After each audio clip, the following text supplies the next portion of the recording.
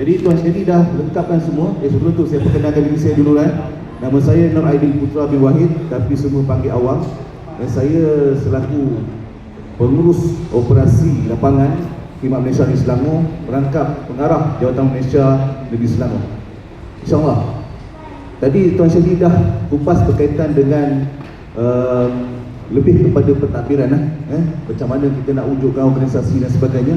Jadi part saya pula macam mana pula kita nak bekerja di lapangan ataupun berkhidmat di lapangan. Saya nak tunjukkan siapa dan bagaimana, kemudian kenapa kita buat semua tu, kemudian akhir sekali macam mana benda tu nak sampai kepada negeri utama dan negeri insya-Allah akan bawa kepada pusat. Sebab yang pertama mereka di pusat sana dia ditanya dulu, dan negeri pun dia ditanya apa cerita banjir di kawasan tuan-tuan. Contohlah hari ni, semalam tadi kita dengar ataupun semalam kita dengar banjir di Hulu Langat. Benda pertama dia tanya macam mana keadaan kawasan tersebut. Jadi inilah kita kupaskan apa benda keperluan ataupun benda-benda yang kita perlu buat ketika bencana. Okey, yang pertama, ini Jawatan Kuasa Operasi Khidmat Malaysia kawasan ni, tuan-tuan pun dah boleh tengok macam mana agensi tindak balas operasi, unit rescue, unit relief, unit rehab, agensi teknikal, agensi sokongan, agensi bantuan dan pemulihan. Okey. Paling panjang pula. Di Tanggungjawab Khidmat Malaysia kawasan melaksanakan dasar strategi arahan pelan tindakan dan hala tuju dalam menyelaras sesuatu bencana di peringkat kawasan. Membantu melaksanakan kerjasama dengan agensi kerajaan bagi langkah-langkah pengurangan risiko bencana melalui semua agensi PAS kawasan secara berkesan. Ini saya baca melaksanakan latihan pengurusan bencana yang bersepadu di antara agensi PAS kawasan dan NGO kawasan dan semua kesemasa bagi memenuhi tahap kemahiran yang diperlukan dan menghadapi sesuatu bencana. Melaksanakan program pembangunan keupayaan kesedaran awam di peringkat kawasan dalam usaha menjadikan masyarakat lebih berdaya tahan dan menghadapi bencana. Menubuhkan kumpulan kerja yang bertanggungjawab kepada Jawatan Kuasa Khidmat Malaysia kawasan bagi melincirkan pengurusan bencana. Kumpulan kerja terlibat mestilah terdiri daripada seluruh agensi PAS kawasan, menyelaras keperluan di pusat perbidahan bagi memastikan segala bantuan dari orang awam dan NGO kawasan diberikan dalam keadaan optimum dan sedia untuk digunakan pada bila-bila masa apabila berlaku bencana. Menyelaras keperluan pengurusan bantuan logistik dan penyedia semua peralatan dentera aset parti yang diperlukan oleh agensi dan badan sukarelawan NGO dan operasi tindak balas bencana. Menyediakan laporan kepada Khidmat Malaysia Negeri mengenai pengendalian pengurusan bencana yang telah dilaksanakan meliputi aspek operasi menyelamat serta bantuan kecemasan dan pemulihan yang diberikan kepada masa. Ini lebih pada tanggungjawab lah. Tuan-tuan mungkin dapat benda ni, tuan-tuan boleh hadangkan. Okey, yang ini pasal-pasal bencana yang penting saya nak kongsikan kepada tuan-tuan. Yang pertama, benda yang paling penting adalah respon. Apabila kita dapat tahu atau kita kena pasti kawasan kita menghadapi bencana, saya boleh sebut bencana yang popular banjir lah ketika sekarang ni. Jadi apabila tuan-tuan dapati ada kawasan tuan-tuan terlibat dengan banjir, benda yang pertama tuan-tuan kena respon. Macam mana tuan-tuan nak respon? Pertama, arahan kadang-kadang datang daripada kawasan sendiri. Ada isu kadang-kadang berlaku, siapa yang nak kena keluarkan arahan? Adakah Khidmat Malaysia kawasan ataupun komandan kawasan? Di peringkat Jabatan Aman atau peringkat Khidmat Malaysia di Selangor, di operasi lapangan, arahan itu pergi serentak. Sebab itulah saya ini diletakkan di dalam operasi bencana di lapangan, kerana arahan kadang-kadang keluar serentak. Kita tengok mana yang pergi dulu. Kita tak perlu nak tunggulah Khidmat Malaysia tak selagi tak bagi arahan, Jabatan Aman tak gerak. Dari sudut Jabatan Aman memang kita akan suruh Jabatan Aman bergerak ni. Nak bergerak macam mana? Yang pertama pergi riki tempat tu. Tapi sebelum tu lebih baik tuan-tuan kenal pasti kawasan mana yang ditakdirkan zon yang selalu ditimpa banjir lah. Tempat ataupun kawasan-kawasan yang selalu ditimpa banjir, tuan-tuan senaraikan kat kawasan tuan-tuan. Mengikut tahap yang tuan-tuan sendiri dapat nilaikan. Kalau tak dapat benda tu, tuan-tuan boleh pergi je kat Jabatan Bomba, tanya dia orang di kawasan Hulu Langat contoh, di mana kawasan-kawasan yang selalu ditimpa bencana banjir. Dan tahap dia tahap berapa? Contoh. Dan tuan-tuan boleh simpan maklumat tu. Bila berlaku banjir ataupun tahap air sungai naik dan sebagainya, tuan-tuan dah bersiap sedia lah. Dah bersiap sedia menghantar pasukan RIKI pergi ke tempat tersebut untuk mendapatkan respon kepada dia dan laporkan kepada kawasan supaya kawasan boleh laporkan kepada negeri.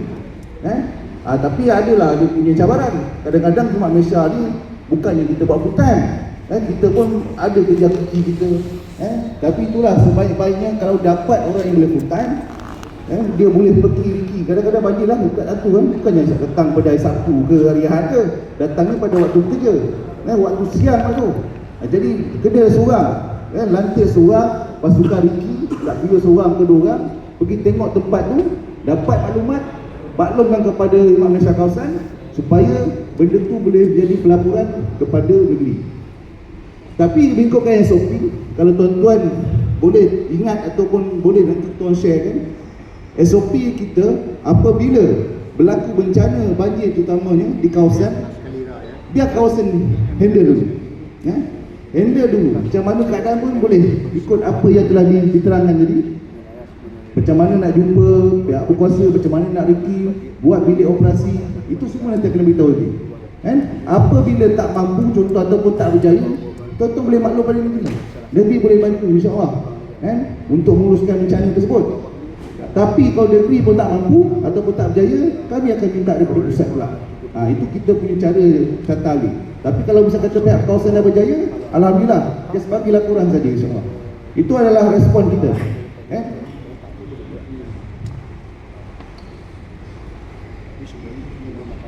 Kita tengok satu. Ini mitigasi penghindaran, prevention. Orang kata orang putih lah.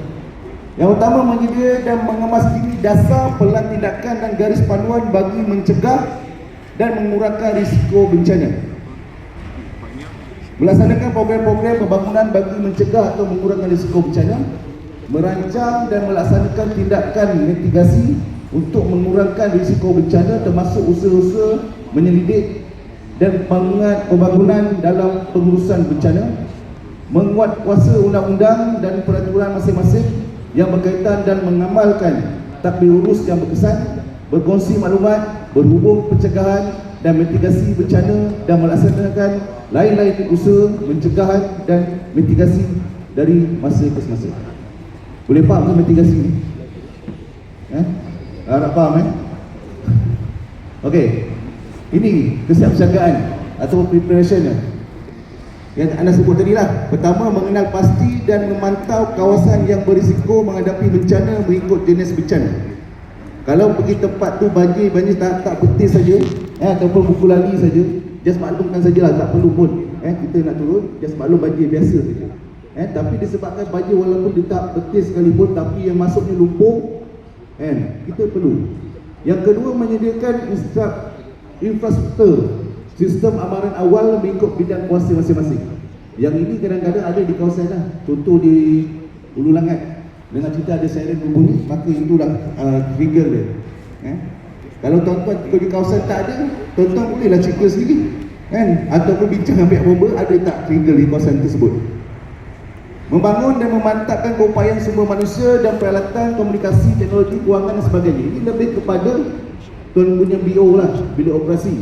Macam mana tuan-tuan nak memantapkan anggota-anggota kita, relawan-relawan kita, anggota AMAS, antaranya beri latihan kepada mereka. Kalau jawatan amal, insya-Allah lah kita dah bagi latihan mantap lah.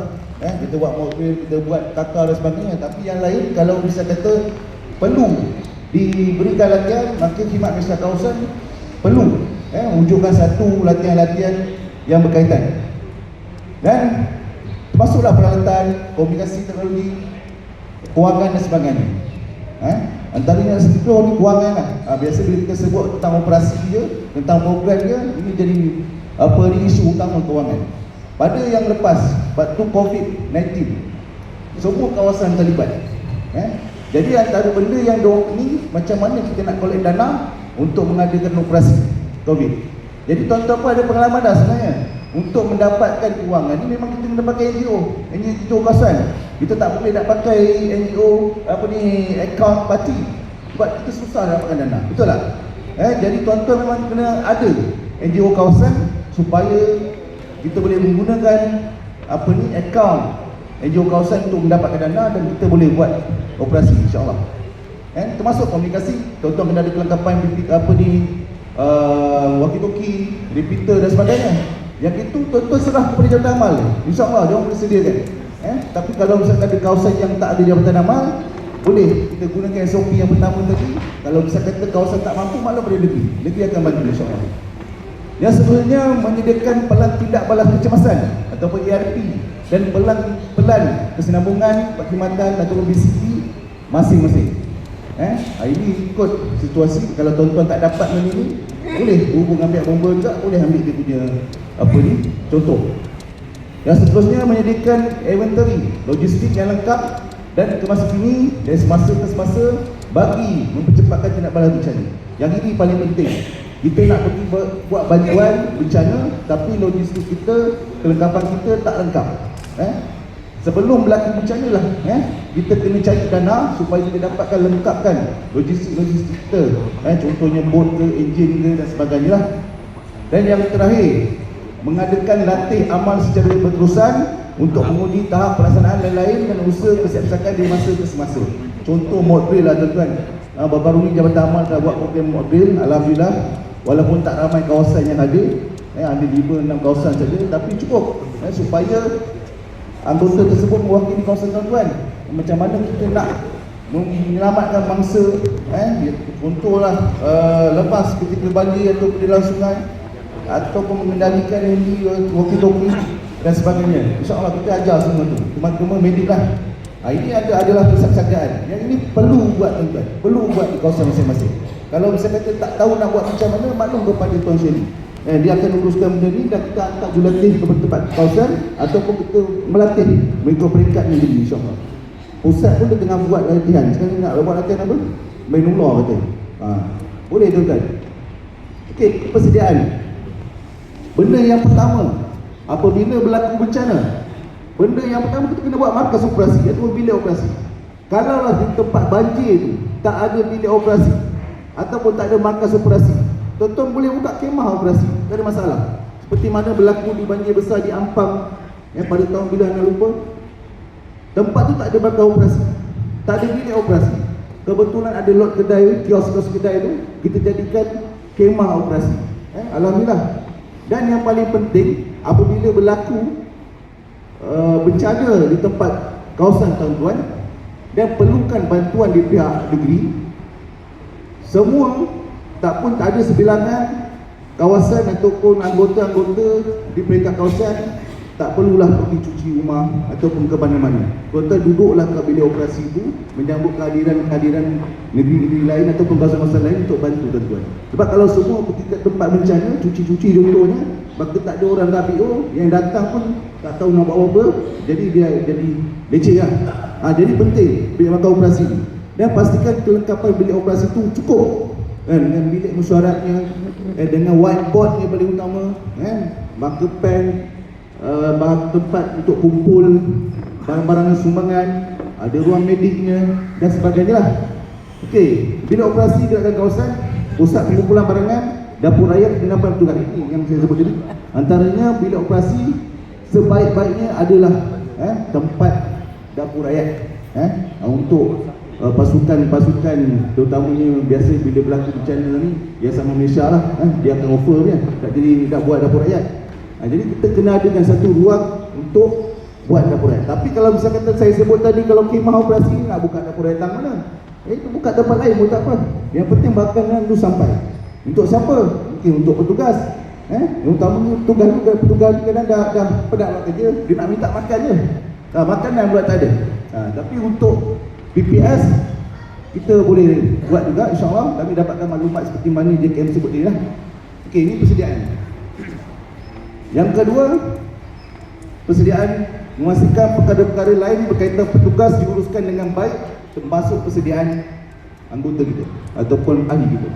Pakaian anggota, kelengkapan keselamatan diri ataupun PPE, perlindungan, takaful, ini pun semua penting.